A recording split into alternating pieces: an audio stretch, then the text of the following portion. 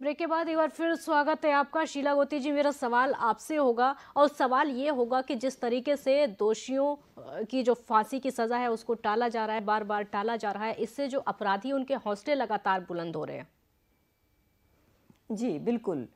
मैं ये कहना चाहूँगी कि इसमें सिर्फ निर्भया का जो ये केस अभी चल रहा है और इसमें जो जिस तरीके की देरी हो रही है, मैं मोहित जी की बात से बिल्कुल सहमत हूँ। इस केस के संदर्भ में हमें समझना ये चाहिए कि इतनी देरी के बावजूद भी एक तरह से ये केस अपनी मंजिल तक पहुंच जाएगा। हाँ। लेकिन इसके पीछे जो मोहित जी कह रहे थे कि लाखों माओं के आंसू अभी भी बह रहे हैं। हाँ। वो जो केस अभी तक पेंडिंग पड़े हुए हैं उनको हमें समझने की जरूरत है कि ये अगर न्याय प्रक्रिया और आपकी कानूनी दांवपेच इतने मुश्किल हैं तो फिर जितनी सजा कठिन होती जाएगी, सजा मिलनी भी उतनी ही मुश्किल होती जाएगी। हाँ। आप सोचिए कि अगर ये फांसी की जगह कोई और सजा होती तो इसमें कितना समय लगता। मतलब मेरा मानना ये है कि ऐसे केसों को देखने से पहले हमें उन टोटलिटी में जो कुछ भी हो रहा है, जितने केस हो रहे हैं, एक बार उनको भी समझना होगा। आप ये याद कीजिए कि निर्भया का केस होने के बाद जेएस वर्मा कमेटी की एक रिपोर्ट आई थी और जिसमें बहुत सारे सुझाव दिए गए थे। आप ये तो देखेंगे ना कि जो तत्कालिक जो हो रहे हैं उनको भी कैसे रोका जाए। हाँ। एक सवाल ये है कि ये अपने अंजाम तक कैसे पहुंचे और दूसरा सवाल ये बनता है कि जिनके साथ हो गया उनको न्याय कैसे मिले और तीसरा सवाल ये बनता है कि अपराधों को रोका कैसे जाए। जी। तो जो रोकने वाला जो मामला था उसके ऊपर सरकार कुछ भी काम उस तरीके से नहीं कर रही है। आप देखेंगे कि जेएस वर्मा की जो रिपोर्ट आई उसमें से एक भी चीज अभी तक लागू नहीं किया गया। फास्ट ट्रैक कोर्ट नहीं बनाए गए, कहीं पे भी जहां बने हैं वो चल नहीं रहे हैं। मैं ये बताना चाहती हूँ कि इन चीजों को हम जब तक स्ट्रीमलाइन नहीं करेंगे तब तक ये ऐसे ही हुए हैं, उनको कौन देखेगा। तो देखना ये पड़ेगा कि सभी को न्याय मिले और सभी को न्याय सुनिश्चित तब हो पाएगा जब उनकी दर्ज हो रिपोर्ट, और रिपोर्ट दर्ज हो और रिपोर्ट ठीक ठीक दर्ज हो। आप देखेंगे कि बहुत सारे केस ऐसे भी हैं जिनमें डॉक्टर्स की रिपोर्ट ठीक नहीं आती है। हाँ। या उनका मेडिकल जांच ठीक नहीं हो रही है, या जो रिपोर्ट एफआईआर जो दर्ज की गई उसमें धाराएं वो नहीं लगाई गई हैं। गवाहों को प्रभावित किया जा रहा है, पीड़िता को डराया धमकाया जा रहा है। मैं बताना चाहूंगी कि झारखंड के अंदर वो जो 16 साल की जो लड़की थी जिसके साथ रेप हुआ, आप कानून तक उसे पहुंचने ही नहीं दिया गया। बाहर एक पंचायत फैसला ढील बढ़ती जाती है, बीच में ढील बढ़ती जाती है, ढील बढ़ती जाती है। हाँ। और फिर उससे अपराधियों के हौसले तो बुलंद होते ही होते हैं। हाँ। दूसरी तरफ होता ये है कि सरकार को न्यायपालिका और कार्यपालिका और पुलिस और मेडिकल जांच तमाम चीजों पे काम करने की जरूरत नहीं होती। इसलिए बार बार मतलब फांसी फांसी भी चिल्लाया जाता है ताकि उन सब चीजों से नजर आपकी हट जाए। बदलाव की जरूरत है, सिस्टम में बदलाव की जरूरत है। फिर दूसरी बात ये है कि जो उसमें से बच भी जाए अगर कुछ लड़कियां, उनकी रिहेबिलिटेशन का आपके पास क्या औचित्य है? उसमें तो कुछ भी नहीं हो रहा है। हाँ। वहां पे जहां पे वो लड़की पढ़ाई कर रही है, उसकी पढ़ाई छूट रही है, उसके परिवार को वहां से बेदखल होना पड़ रहा है, उसको कोई कानूनी सहायता नहीं मिल रही है, उसको कोई मुआवजा किसी तरीके का नहीं मिल रहा है, वो आइसोलेट हो रही है। हाँ। तो इन चीजों से आपका ध्यान हट जाए, इसलिए एक केस को आप टारगेट करके उसको मतलब उसको बताया जा रहा है कि इसमें इतनी देरी हो रही है। हाँ। जबकि सवाल ये उठना चाहिए कि इतनी देरी हो क्यों रही है? क्या हमारे जजेस की संख्या कम है?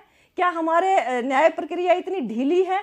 क्या हमारे कानून में ये खामियां हैं? या हमारी सरकार का, हमारे कानून का जो है वो महिला के प्रति वो दृष्टिकोण नहीं है? जी। क्या रेप को उस नजर से नहीं देखा जा रहा है जिस नजर से देख करके उसे न्याय मिल पाए? हाँ। मैं बताना चाहूंगी कि वन स्टॉप सेंटर बनाने की एक बात थी, हरियाणा के अंदर एक भी नहीं बना। जो बना है वहां स्टाफ नहीं है। तो देखना ये पड़ेगा कि उन तमाम उस केस को संदर्भ में लेकर के उसके पीछे क्या हो रहा है, उसके पीछे की चीज को एक बार समझना जरूरी है। अदरवाइज तो वो जो लाखों जो माओं के आंसू हैं उनके बारे में हम कभी बात नहीं कर पाएंगे। वो ऐसे बहते रहेंगे और उनको पहुंचने वाला कोई नहीं होगा। जी, संजय जाखड़ जी, कानूनी पेचीदगियों की वजह से अपराधियों के हौसले लगातार बुलंद हैं। पुलिस सिस्टम को अगर देखें तो कहीं ना कहीं ढील वहां पर भी बढ़ती जाती है। सिस्टम में थोड़ी बदलाव की जरूरत है अगर बेटियों को बचाने की कोशिश की जाए तो। देखिए काजल जी, कोशिशें तो बहुत है, योजनाएं तो बहुत है सरकार की तरफ से, जी वो धरातल पर नजर नहीं आती। आप बिल्कुल ठीक कह रहे हैं काजल जी। पिछले कुछ समय से फास्ट ट्रैक कोर्ट भी हमारे देश में लागू हुए हैं, जजेस की भी संख्या रही है और इस तरह के जो हीनियस जो क्राइम जो हुए हैं उनके ऊपर आप बहुत ही तेजी से दिखाने के लिए ये दावे चलते रहे हैं और करते भी रहे हैं। मेरा ये मानना है कि जितने भी ये क्राइम जो हो रहे हैं, अब पिछले कुछ सालों से अचानक इनमें बाढ़ कैसे आ गई? जो मूलभूत जो कारण जो हैं, जब तक वो इरेडिकेट नहीं होंगे, पुलिस अपना काम करेगी ना, कानून प्रक्रियाएं जो हैं, कानून अपना काम करेगा जी। जितने भी जो कल्प्रिट जो हैं, या खासतौर से इस तरह की मानसिकता क्यों पैदा हो रही है, हाँ। मेरे विचार से वो सबसे इंपॉर्टेंट फैक्टर है। हाँ। क्राइम आप करने के बाद आप पुलिस व्यवस्था के ऊपर सवाल उठाते हैं, आप कानून के ऊपर सवाल उठाते हैं, डिले जस्टिस के ऊपर सवाल उठाते हैं, ठीक है। कहीं ना कहीं चीज़ों में हर आदमी का अपना अपने अपने अधिकार हैं। अगर किसी ने कोई क्राइम अगर किया है, उसको भी आपके अधिकार मिले हुए हैं, किस तरह से बचा जा सकता है, क्या क्या कानूनी दावपेच हो सकते हैं जिससे कि वो डिले कर पाए। मेरा सामाजिक कार्यकर्ता होने के नाते मेरा ये मानना है कि ये संख्या बाढ़ क्यों आई, उसके बारे में क्या सबसे बड़ी बात तो ये मानसिकता में बदलाव की जरूरत है। अगर मानसिकता नहीं बदलेगी तो कैसे होगा? क्योंकि सड़क पर कोई लड़की जा रही है, 4 लड़के जाकर उसको कमेंट कर देते, कोई कुछ नहीं करता, पुलिस थाने में जाके रिपोर्ट दर्ज कराई जाती है, रिपोर्ट दर्ज नहीं हो पाती है, तो हौसले तो बुलंद होंगे ही ना। बिल्कुल बिल्कुल बिल्कुल। मानसिकता बिगड़ती जा रही है। मैं थोड़ा सा आपको पीछे लेके जाऊंगा, 25-30 साल पहले। एक टाइम ऐसा था, 35 साल अगर आप लगा के चलते हैं, आप कहीं भी अगर आप गए हुए हैं, चाहे वो बस में आप जा रहे हैं, अगर वहां कोई भी अगर महिला अगर है तो, और उससे अगर पूछ लिया जाए कि भाई बहन जी कहाँ जाओगे आप, तो वो कहती थी जी फलां। अगर वो आपका एक गांव, अगर गांव की है तो उसको बहन माना जाता था। अगर वो इवन अगर गांव के पास आसपास के जो गांव हैं उसको गोहांड कहते हैं अपने भाषा में, हरियाणा में जिसको हम कहते हैं, तो उसमें भी अगर कोई लड़की होती तो उसको बहन की नजर दी जाती थी।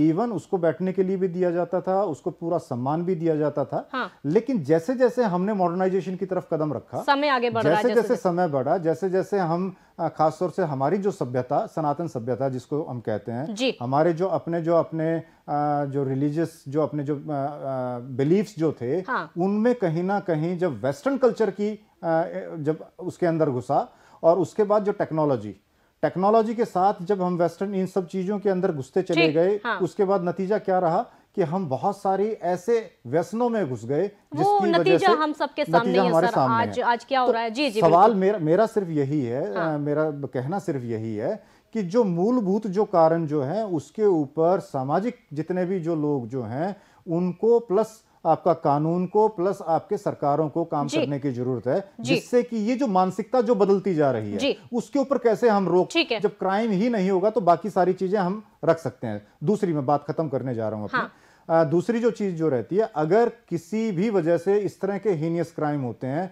तो समाज को एक मैसेज मिलना चाहिए, वो कानून से, पुलिस प्रशासन से, लेकिन वो मैसेज नहीं मिल पा रहा। वो चलो एक अनफॉर्चुनेट चीज है, लेकिन एक वो हम सबसे गुजारिश यही करेंगे कि कानून इतना सख्त कानून रहे कि जिसमें कि आपके फैसले आए, तत्काल प्रभाव से फैसले आए और उनको एग्जीक्यूशन पे लेके जाए, जिससे कि एक समाज में एक मैसेज जाए कि अगर आप इस तरह का काम करते हो तो आपकी सुनवाई नहीं है और आपके साथ कोई रहम नहीं दिखाया। ठीक है मोहित करूंगी। मोहित, मानसिकता में बदलाव की जरूरत है। मानसिकता का जो स्तर है लगातार गिरता जा रहा है। आज जमाना ऐसा हो गया है कि कोई लड़की किसी से लिफ्ट नहीं ले सकती, किसी से बात नहीं कर सकते, अगर कोई अनजान आदमी नजर आए उसको देखकर भी डर लगता है। एक मानसिकता का स्तर बहुत ज्यादा गिर चुका है, खासकर लड़कियों के लिए, चाहे वो किसी भी एज की लड़की हो। ये एज का सिस्टम तो अब रह नहीं गया है।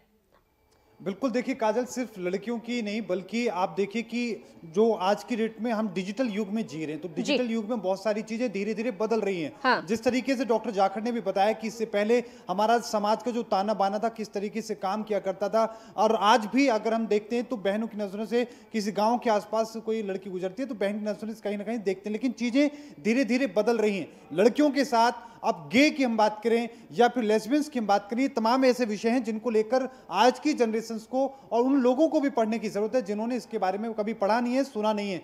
कहीं ना कहीं इस एजुकेशन की बहुत ज्यादा जरूरत है और मुझे लगता है कि शायद यही वजह है कि इसके चलते एक नया बदलाव देखने को मिल सकता है, चीजें बदल सकती हैं। और रही सवाल जिस तरीके से इस तरह के जो मामले हैं इतने लंबे लटकते रहते हैं, जो लोगों की उम्मीदें हैं वो कहीं ना कहीं घुटती रहती हैं, वो इसी वजह से घुटती रहती है कि मामला बहुत ज्यादा लंबा चल रहा है। और जब मामले की तरफ देखा जाए कि आखिरकार वजह क्या है, क्या ये वजह है कि इतना लंबा समय लग रहा है किसी फैसले को लेकर, तो आप देख सकते हैं कि हमारे यहाँ जो कोर्ट्स में जो जजेस हैं वो बहुत कम हैं। और सुप्रीम कोर्ट की भी हम बात करें तो वहां पर भी भारी संख्या में कमी है सुप्रीम कोर्ट के अंदर जजों की। अब ऐसे में फैसले कौन करेगा? कोर्ट में जो मामले वहां पर चल रहे हैं उनको देखेगा कौन? तो उनकी संख्या बहुत ज्यादा कमी है और यही चलते में लगातार इस तरह की चीजें देखी जाती हैं। लगातार हमारे साथ कई लॉयर्स भी हमारे साथ जुड़े, अधिवक्ता हमारे साथ जुड़ते रहे, उन्होंने भी यही चीज कही है कि हमारे पास जुडिशरी के लिए आखिरकार बजट में कितनी जगह दी जा रही है और बजट में जो जुडिशरी में जो हमारे लिए पैसा दिया जा रहा है उसका सही इन्वेस्टमेंट, सही तरीके से कहीं पर चीजें लग रही है या नहीं लग रही है। समीर से मैं एक सवाल पूछना चाहता हूं। समीर, आपने ये पूरा मामला बहुत पहले से कवर किया है, बहुत गहराई तक आपने इस मामले को देखा है। आज आपके वहां मौजूद थे जब आशा देवी वहां थी, निर्भया की माता जी वहां पर थी और जो दोषी पक्ष के मुकेश के जो वकील थे वो भी वहां पर थे। क्या आशा देवी के चेहरे पे आज राहत देखने को मिली? क्योंकि इससे पहले की सुनवाई में जब फांसी टली थी उनकी आंखों में आंसू थे। आज की स्थिति वहां पर समीर कैसी थी? जी हाँ, मैं मोहित आपको बता दूं कि जिस टाइम आशा देवी जो कि जज साहब ने कहा कि ये पिटीशन खारिज की जाती है तो उनके चेहरे पे स्माइल से आई थी। उन्हें ये लगा था, कानून पर भरोसा हुआ था कि अब हो सकता है जल्दी से जल्दी उसकी बेटी को इंसाफ मिल जाए। क्योंकि मैं आपको बता दूं, चूक वाली बात इसमें हुआ करती थी जिस टाइम पे ये केस हुआ था और जिसकी छाया शर्मा ने खुद इस केस को अपनी निगरानी में रहकर चार्जशीट बनवाई थी और चार्जशीट ऐसी बनवाई थी जिसमें मुजरिम कहीं से बच ना सके और छोटे से छोटे क्लू उन्होंने इसमें जोड़े थे। क्योंकि जब पटियाला हाउस कोर्ट ने मतलब इन चारों को फांसी के लिए ऑर्डर करे थे तो उस टाइम छाया शर्मा जो डीसीपी थी दिल्ली की, उन्होंने ट्वीट करके मुबारकबाद दी थी और कहा था कि मेरी मेहनत सफल आई। तो कहीं ना कहीं डीसीपी ने भी इसमें बहुत अहम रोल निभाया था इन दोषियों को इनके अंजाम तक पहुंचाने के लिए। और निर्भया की मां की बात है तो यह है कि वो इसी बात से दुखी है कि जो मुजरिम है उससे अब तक उन्हें किसी न किसी बात पर डिले किया जा रहा है और उन्हें उनके अंजाम तक नहीं पहुंचाया जा रहा। मोहित जी बिल्कुल। और जिस तरीके से काजल देखिए इन्होंने बताया कि इस तरह की चीजें हैं, आशा देवी के चेहरे पर आज रात कहीं ना कहीं देखने को मिली और ये चीजें बहुत मायने रखती हैं उन माओं के लिए भी जो डरती हैं। उनकी बेटियां उनको बताती हैं कि उनके साथ में किसी ने उसको इस तरह के कमेंट किए हैं, स्कूल में टीचर ने इस तरह से छुआ है। माएँ खुद डरती हैं कई बार कि मैं अगर अपनी बेटी को लेकर इस तरह की बातें कहूंगी तो मेरी बेटी के जो उनके ऊपर ही कहीं ना कहीं सवाल कोई ना कोई उठाता हुआ नजर आएगा। हमारे साथ शीला मैम है। शीला मैम, इस तरह के मामले जब देखने को मिलते हैं तो आप क्या लगता है कि सामाजिक कार्यकर्ता हैं, आपने इस तरह के बहुत सारे मामले देखे हैं, आप उनके साथ जुड़ के रही हैं, काम आपने किया है, क्या लग रहा है उन माओं को भी अब हिम्मत दिखाने की जरूरत है, उन बेटियों को भी हिम्मत दिखाने की जरूरत है जो इस तरह के मामलों को झेल कर चुप बैठ जाती है? बिल्कुल सर, इसमें मैं आपकी बात से बिल्कुल सहमत हूँ। उसमें ये जो केस का फैसला जब होगा तो बहुत सारी माओं को ये हौसला मिलेगा, बहुत सारे माँ बाप को ये हौसला मिलेगा कि वो अपनी बेटी के साथ जो उत्पीड़न हुआ उसे दबाएंगे नहीं बल्कि समाज के सामने लाएंगे। हाँ। लेकिन मैं आपके को ये भी कहना चाहती हूँ कि ये सामने तब लाया जाएगा जब सरकार इसमें लड़की के साथ खड़ी नजर आए। हाँ। इसमें प्रशासन लड़की के साथ खड़ा नजर आए। हाँ। आप देखेंगे कि जब हम जो समाज में काम करते हैं, जब कोई लड़की ऐसे उत्पीड़न की शिकार होके पुलिस में जब जाती है तो पुलिस का क्या रवैया होता है। वो जब कोर्ट में जाती है तो कोर्ट में किस तरीके के उससे सवाल पूछे जाते हैं। हाँ। वो जब डॉक्टर के पास जाती है, आप देखेंगे कि बलात्कार की पीड़ित लड़की घंटों इंतजार करती है कि उसकी मेडिकल जांच हो जाए। हाँ। और वो डॉक्टर उसके साथ ठीक तरीके से पेश आ जाए। हाँ। या उसको जो मेडिकल जांच की जरूरत है, मेडिकल इलाज की जरूरत है, वो मिल जाए। हाँ। और उसकी पढ़ाई जहाँ छूट गई है उसको दोबारा से उस स्कूल में एडमिशन मिल जाए। मैं आपको बता रही हूँ कि हरियाणा का एक रेप केस हुआ था जिसमें लड़की 9th के पेपर नहीं दे पाई। हाँ। मतलब वहां से ड्यूटी पे जो सर मौजूद थे उन्होंने कहा कि आप यहाँ बैठेंगे तो दूसरे बच्चे पेपर नहीं दे पाएंगे। आप अगर उस पीड़िता की प्रति ऐसी नजर रहेगी समाज की या कानून की या पुलिस प्रशासन की या सरकार की, तो कैसे लोग हौसला जुटा पाएंगे? छुआछूत वाली भावना अभी तक। बिल्कुल बिल्कुल। हाँ। और दूसरी बात इसमें यह भी है कि जी जो न्याय प्रक्रिया है उस पर सबका भरोसा है। हाँ। लेकिन अगर कहीं सरकार के ही नुमाइंदे लड़कियों की पहनावे पे डिस्कस करने लगे, उनकी चीजों पर मोबाइल पे बात करने लगे और सीधा सीधा उसको जो महिलाओं के साथ, जो लड़कियों के साथ जो रेप हो रहे हैं, हाँ। उसको वेस्टर्न के साथ जोड़ देंगे तो मुझे लगता है कि लड़कियों के साथ न्याय नहीं होगा। हाँ। क्योंकि आप देखेंगे कि 33% से ज्यादा रेप तो छोटे बच्चों के साथ हो रहे हैं जी। और वो घरों में हो रहे हैं। तो उनकी ड्रेस या उनके पास मोबाइल है कि नहीं, कि वो उन्होंने जो है जीने के बहुत नए तौर तरीके इस्तेमाल कर लिए हैं, हाँ। वो बहुत अच्छा नहीं पहन रही हैं। शीला जी, इसी को लेकर मेरा भी आपसे एक सवाल होगा। लड़कियों के कपड़ों को लेकर ज्यादातर बातें की जाती हैं, जो लड़कियां छोटे कपड़े पहनती हैं उनके साथ रेप किया जाता है। इस तरह के बयान जो एकदम निंदनीय बयान होते हैं, क्योंकि ऐसा नहीं है, छोटी छोटी बच्चियों के साथ 2-2, 3-3 महीनों की बच्चियों के साथ रेप हो जाता है। जी बिल्कुल, मैं इसको ये इस तरह से कहना चाहूंगी कि लड़की के कपड़ों को जोड़ना, या लड़की, आप देखिए कि कोई जज ये बात कह दे कि ये हैबिचुअल है, या इसका चरित्र ठीक नहीं है, तो लड़की के कपड़ों को जरूर जोड़ा जाएगा, लड़की के पहनावे को जरूर जोड़ा जाएगा, उसकी शिक्षा को जोड़ा जाएगा, बशर्ते कि आप लड़की को बराबरी की नजर से देखें। अब लड़कियों के पैदा होने की संख्या आपके समाज में इतनी कम हो रही है, इसका मतलब ये है कि आप उसे बराबरी की नजर से नहीं देख रहे हैं। जब आप उसे बराबरी की नजर से नहीं देख रहे हैं, उसे एक वस्तु की तरह से देख रहे हैं, तो वो इस्तेमाल करने की चीज है। अब हमें तो दुख इस बात का होता है कि अभी गणतंत्र दिवस पे जो हमारे चीफ गेस्ट आए देश के अंदर, वो व्यक्ति था जिसने कहा किसी लड़की के बारे में कि इसे तो मैं रेप के लायक भी नहीं समझता। अगर हमारी सरकार की ये मानसिकता है, अगर हमारे चीफ मिनिस्टर की मंशा है कि वो आते ही लड़कियों की ड्रेस पर कमेंट करें, या वो ये कहें कि खाप पंचायतें जो हैं वो बहुत अच्छा काम कर रही हैं और उनको न्याय प्रक्रिया में हिस्सा लेना चाहिए, तो यहाँ से एक चीज बनती है कि आपके कानून पे संजय जाखड़ जी नहीं है। ठीक है संजय जाखड़ जी, जैसा शीला जी अभी अभी बता रही हैं, अगर नेता खुद ही ऐसे बयान करेंगे तो लोगों में तो असुरक्षा पैदा होगी ही, निंदनीय बयान इस तरह के देंगे तो। देखिए, कोई भी जिम्मेदार पद के ऊपर अगर बैठा है और इस तरह के अगर कोई गैर जिम्मेदाराना अगर कोई वक्तव्य अगर दिया जाता है तो वो अच्छी बात नहीं है, वो निंदनीय है। उसकी निंदा जितनी की जाए उतना ही अच्छा है। मैं हमारी शीला बहन जी बहुत इनका सम्मान करता हूं मैं जी। और दूसरी सबसे बड़ी चीज़ क्या है कि मैं थोड़ा सा और चीज़ें इसमें विषय थोड़ा सा जोड़ूंगा। क्या हुआ कि पहले आपके जितने भी यूनाइटेड फैमिलीज जो होती थी उनमें हर तरह के रिश्ते होते थे और बच्चे जो हैं वो ग्रैंडफादर मदर हैं और ताऊ हैं, चाचा हैं, जितने भी ये रिश्तों के साथ बंधे होते थे। और हर बच्चा हर चीज़ के बारे में समझता था, वो एक उनकी छत्र छाया में वो रहते थे जिनको की सारी तालीम दी जाती थी। लेकिन जैसे जैसे न्यूक्लियर फैमिलीज का जब कॉन्सेप्ट जब आया, लोगों को लगा कि नहीं यार, ये जॉइंट फैमिलीज हैं, इसमें तो हमें बहुत सारी चीज़ों के साथ कॉम्प्रोमाइज़ करना पड़ता है, हमारी इच्छाएं दब जाती हैं। तो आदमी, क्योंकि परिवर्तन करना इंसान की फितरत होती है, तो आदमी ने सोचा कि ना, अब मैं जॉइंट फैमिली में नहीं जाऊंगा, अब मैं न्यूक्लियर फैमिली के कॉन्सेप्ट में जाऊंगा। अब हुआ क्या कि वहाँ हस्बैंड वाइफ और बच्चे, अब हस्बैंड कमाने के लिए निकल गया, वाइफ घर में थी, लेकिन फिर समय ने करवट ली क्योंकि महंगाई इतनी बढ़ी कि हस्बैंड वाइफ, माँ बाप जो हैं दोनों के दोनों अब कमाने के लिए निकल गए, पीछे रह गए बच्चे। और पीछे बच्चे जब रह गए तो उनको समझ, अच्छे और बुरे की समझ देने वाला कोई रहा नहीं, जिससे कि वो ये फैसला ले पाए कि मेरे लिए क्या अच्छा है और क्या बुरा है। एक चीज काजल जी मैं इसमें और जोड़ना चाहूंगा, डॉक्टर होने के नाते देखिए क्या है कि ये विषय एक इस तरह का विषय है जो कि बहुत ही इम्पॉर्टेंट विषय होता है।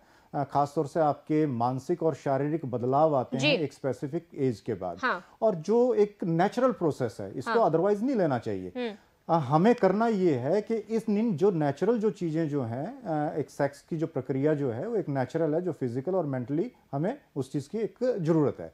समझना सिर्फ ये होता है कि हमें इस चीज़ में अच्छे और बुरे की तमीज़, गुड फैक्टर और बैड फैक्टर का जो पीछे भी सरकार के द्वारा भी और कई सारे सामाजिक संस्थाओं के द्वारा भी ये टच जो दिए गए, लोगों को अवेयर किया गया, बच्चियों को खासतौर से अवेयर किया गया। तो मैं अपनी बात को कंक्लूड करता हूँ जी। एजुकेशन के मामले में आज भी चाहे बेशक मॉडर्नाइजेशन है, उसके बावजूद भी हम इन विषयों के ऊपर खुल के बात करने से कतराते हैं, बचते हैं और हम शाइनेस आती है। हम इन चीजों से बच्चों के साथ नहीं कर पाते। लेकिन अगर यही चीज पेरेंट्स अपने बच्चों के साथ अगर दोस्ताना व्यवहार करें, खासतौर से इसमें मैं कहूंगा कि माँ की भूमिका बहुत अहम होती है। माँ बेटे के साथ भी और बेटी के साथ बहुत अच्छे तरीके से कम्युनिकेट कर पाती है। फादर फिर भी कहीं ना कहीं एक अलग रुख होता है उसका, कहीं ना कहीं वो बात नहीं सर, वो बात आपकी ठीक है, लेकिन बच्चा जब घर से बाहर निकलेगा तो माँ बाप हमेशा उसके साथ थोड़ी ना रहेंगे। वो तो फिर बाहर के लोगों की मानसिकता आ जाती है। मैं इसी बात के लिए मैंने अभी एक चीज पहले कही है काजल जी। मैंने क्या कहा है, बच्चा बाहर तब बात करेगा जब उसको घर में फ्रेंड नहीं बनेंगे, या माँ बाप जो है वो बच्चों के साथ दोस्ताना व्यवहार नहीं करेंगे।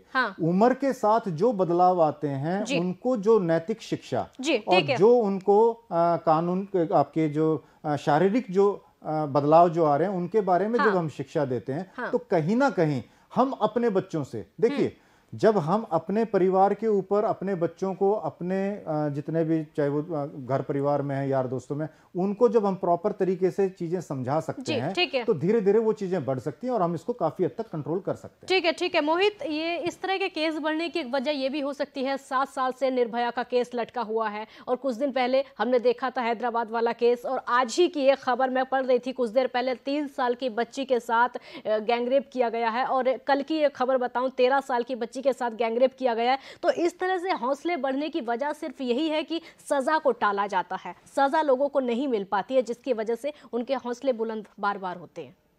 बिल्कुल काजल, ये बहुत बड़ी वजह कहीं ना कहीं पर है, बहुत बड़ी वजह है, क्योंकि कोई भी सिर्फ दुष्कर्म की बात नहीं है। आप चोरी भी अगर कोई शख्स करता है और चोरी की सजा आपको नहीं मिलती है तो उसका मनोबल बढ़ता है, और उसके मनोबल को देखने के बाद वो उसको देखकर 4 लोग, उनका भी मनोबल बढ़ता है। इस तरह की चीजें देखने को मिलती हैं, और ये तो मामला ऐसा है कि बहुत ज्यादा संगीन और शर्मनाक मामला है, जो किसी परिवार में किसी के शख्स के ऊपर अगर आरोप भी लग जाए तो उसका पूरा परिवार कहीं ना कहीं उस शख्स की वजह से तबाह हो जाता है। तो ऐसे में जब लोगों को रियायत मिलने लग जाती है, उनको पता चलता है कि इस तरह का निर्भया जैसा मामला जिसे पूरी दुनिया ने देखा, जिसके लिए पूरा देश सड़कों पर था, उस दौरान लगा कि लोग अब चीजें बदलेंगी, राजनीति की जो मायने हैं वो इस तरह के मामलों को लेकर बदलेंगे, कोर्ट का रवैया बदलेगा, पुलिस का रवैया, चीजें बदलेंगी। लेकिन आज तक अगर वो दोषी मजे तिहाड़ में बंद हैं, उनकी फांसी अब तक नहीं हुई है, तो इससे जो बाकी के लोगों पर एक असर पड़ रहा है, निगेटिव असर पड़ रहा है। वो कह रहे हैं कि उनको तो कुछ हुआ नहीं, हमें आखिरकार क्या होगा, क्योंकि सबसे बड़ी बात यह है कि आधे से ज्यादा मामले पुलिस तक पहुंचते नहीं है, पुलिस तक पहुंच जाते हैं, वो लोग गिरफ्तार नहीं होते, गिरफ्तार हो जाते हैं, उनको सजा नहीं होती, सजा हो जाती है तो समय इतना ज्यादा हो जाता है कि उनको इंप्लीमेंट करने में बहुत ज्यादा वक्त लग जाता है। जी ठीक। समीर, आपका लास्ट कमेंट मिलूंगी। जो अक्षय ने रिव्यू पिटीशन एक बार फिर से लगाई है, क्या लगता है उसको लेकर कोई जानकारी, कब तक इसकी सुनवाई हो जाएगी? देखिए काजल, मैं आपको बता दूं, जो अक्षय ने पिटीशन लगाई है उसको लेकर कल या परसों सुनवाई हो सकती है। जिस तरह से सुप्रीम कोर्ट ने आज ये पिटीशन खारिज की है, इसको लेकर कहीं ना कहीं सुप्रीम कोर्ट भी सचिव है कि वो सोच रहा है कि जितनी जल्दी इनकी पिटीशन लगे और मैं जितनी जल्दी खारिज करूं, जितनी जल्दी खारिज होंगी उतनी ही जल्दी ये दोषी हैं, इन्हें सबको फांसी के तख्ते पर लटकाया जाएगा। और पर यह बात काजल फैक्ट है जो हमने कानून के जानकारों से मालूम की है कि 1 तारीख को फांसी नहीं हो पाएगी, क्योंकि इनके पास काफी ऑप्शन है। जो निर्भया के दोषी हैं बार बार उन ऑप्शनों का फायदा उठा के कहीं ना कहीं ये हमारे कानून को लाचार साबित करते हैं। जी संजय जाखड़ जी, सर आपका भी लास्ट कमेंट होगा। जिस तरीके से लगातार मामले को लटकाने की कोशिश की जा रही है, अभी कई विकल्प दोषियों के पास है, तो ये मामले को खींचने की कोशिश करेंगे ही। देखिए काजल जी, मेरा सिर्फ कहना ये रहेगा कि सुप्रीम कोर्ट के पास अपने अथाह शक्तियां हैं, और अगर वो चाहें तो सारे जितने भी जो कल्प्रिट जो हैं उनसे एक ही बार में वो अपना पिटिशंस ले सकते हैं। अगर वहाँ कोई कानूनी अगर दावपेच है तो मैं तो सरकार से ये दरखास्त रहेगी, केंद्र सरकार से मैं दरखास्त यही करना चाहूँगा, जितने भी हमारे सामाजिक जो संगठन हैं उनकी तरफ से हम यही कहेंगे कि इनमें अगर कोई बदलाव की या कोई संशोधन करने की अगर ज़रूरत है, एक्ट में कोई अमेंडमेंट करने की ज़रूरत है, तो तुरंत प्रभाव से उसमें परिवर्तन करना चाहिए, जिससे कि इस तरह के हीनियस क्राइम के अंदर जो दोषी लोग हैं वो इस कानून का गलत फायदा ना उठा के और उनको अपने मुकाम तक वो पहुंच जाएं, और एक ऐसी बच्ची जिसके साथ इतना घिनौना अपराध हुआ और उसके परिवार को इतनी जिल्लत झेलनी पड़ी है पिछले 7 साल से, उनको न्याय मिल पाए। यही मेरा कहना है। ठीक है शीला मैम, आपका भी एक लास्ट कमेंट मैम मैं लूंगी। क्या संदेश आप उन माओं को देना चाहेंगे जो सालों से आंसू बहा रही हैं, पुलिस स्टेशन के चक्कर लगा रही हैं, कोर्ट के चक्कर लगा रही हैं, बावजूद उनको न्याय नहीं मिलता? हमारे कानून का सम्मान करते हुए क्या संदेश आप उनको देना चाहेंगी, हमारे देश के कानून का सम्मान करते हुए, सुप्रीम कोर्ट का सम्मान करते हुए? उन माओं को तो यही संदेश है कि वो अपनी बेटियों के साथ किसी भी तरीके का उत्पीड़न जो होता है उसके साथ खड़ी हों और उसको सामने लाएं। लेकिन मैं सरकार और समाज से भी ये कहना चाहती हूँ कि सरकार का जो सिस्टम है उसको महिला के प्रति संवेदनशील बनाया जाए। वो तमाम हमारी संस्थाएं, चाहे पुलिस महकमा है, न्याय प्रणाली है, हमारा मेडिकल सिस्टम है, और इसके साथ ही जो समाज के भीतर जो पैट्रियार्की की जो सोच है, पितृसत्ता की जो सोच है, उसको बदलना होगा। महिलाएं आज अपने वजूद को स्थापित करने में, ये रेप का मामला सिर्फ इतना मामला नहीं है कि वो एक सेक्स का एक मामला है, मामला ये भी है कि यहाँ लड़कियां और महिलाएं आज के दिन अपने आप को प्रूव करने में लगी हुई हैं। हाँ। और समाज उन्हें पीछे धकेलना चाहता है, सिस्टम उसके साथ नहीं खड़ा हो रहा है। हाँ। राजनीति का जो अपराधीकरण हुआ है उसमें इस तरीके की सोच पैदा हो रही है कि महिलाएं अगर आगे आ रही हैं, दलित अगर आगे आ रहे हैं तो उनको पीछे धकेला जाए। तो जब तक आप संविधान के दिए हुए नागरिक अधिकार महिलाओं को बराबरी से नहीं देंगे, लड़की को बराबरी की नजर से नहीं देखेंगे, चाहे वो परिवार है, चाहे वो घर है, चाहे वो समाज है, चाहे आपकी वो शिक्षण संस्थाएं हैं, चाहे वो कानून है, जब तक आप उन्हें बराबरी पर नहीं लाएंगे तब तक अगर ये फांसी हो भी जाएगी तो इससे बड़ा बदलाव नहीं आएगा। जरूरत यह है कि मानसिकता लड़कियों की बदलने की जरूरत नहीं है, वो बदल चुकी है अपनी मानसिकता। दूसरे लोगों की बदलने की जरूरत है, दूसरा जो पलड़ा है उसको बदलने की जरूरत है और संस्थाओं को बदलने की जरूरत है। ठीक है मोहित, आपका भी छोटा सा कमेंट, मानसिकता बदलने की जरूरत है खासकर पुरुषों को।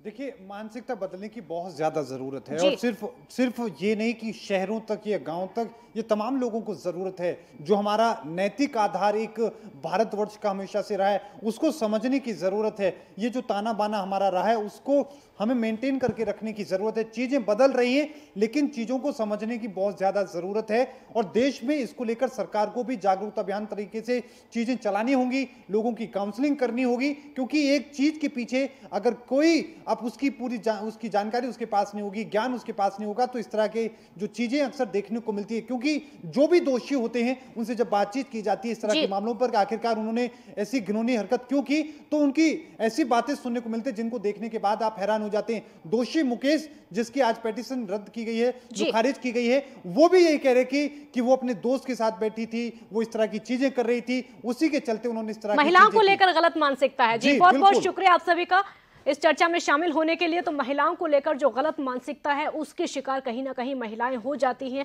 निर्भया गैंगरेप की अगर हम बात करें तो यहाँ पर एक दोषी की याचिका आज खारिज हो चुकी है, यानी उस दोषी के सारे, जो मुकेश दोषी है, सारे विकल्प उसके खत्म हो चुके हैं, लेकिन वही दूसरे दोषी ने अपनी रिव्यू पिटीशन लगा दी है। अब देखना होगा इस पर कब तक सुनवाई होती है। ये सीधे सीधे तौर पर कानूनी पेचीदगियों का फायदा उठाकर मामले को खींचने की कोशिश की जा रही है, फांसी को टालने की कोशिश की जा रही है। बहुत बहुत शुक्रिया आप सभी का। देखते रहिए ओके इंडिया। नमस्कार।